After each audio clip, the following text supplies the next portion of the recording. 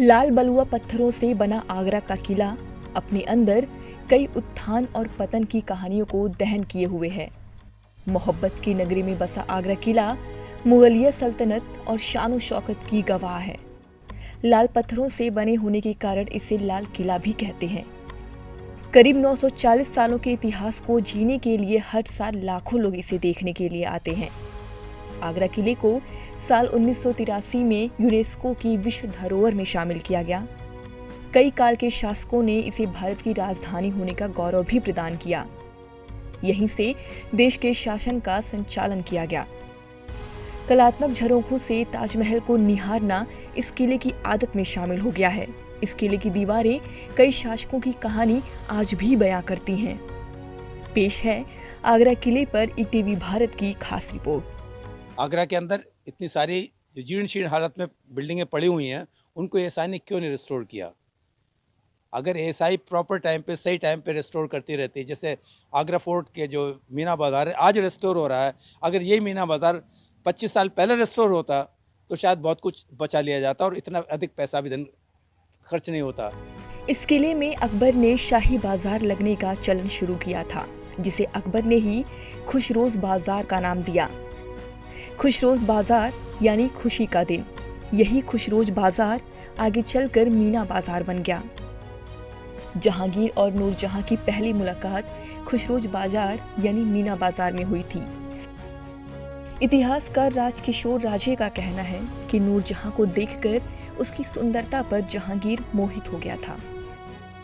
जिसको मीना बाजार कहते हैं, अकबर के समय में इसका नाम मीना बाजार नहीं था। इसको अकबर ने खुसरोज बाजार के नाम से स्थापित किया था। ये एक तरह का फैंसी बाजार था। इसमें केवल महिलाओं को आने की अनुमति थी और महिलाएं इसमें विक्रेता होती थी। केवल शाही परिवार के लोग और स्वयं अकबर इसमें जाया करता था और वहाँ खरीदारी होती थी। इस बहाने ये एक मनोरंजन का स्थान था। इस संबंध में एक दुर्लभ घटना जो है, बीकानेर की जो रानी थी पृथ्वीराज की पत्नी, उसको अकबर ने उसके संग कुछ अभद्रता कर दी थी, तो उसने अकबर के सीने पर जो है छुरी रख दी थी।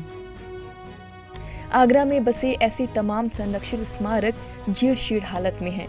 एएसआई उनके संरक्षण पर क्यों नहीं ध्यान दे रहा?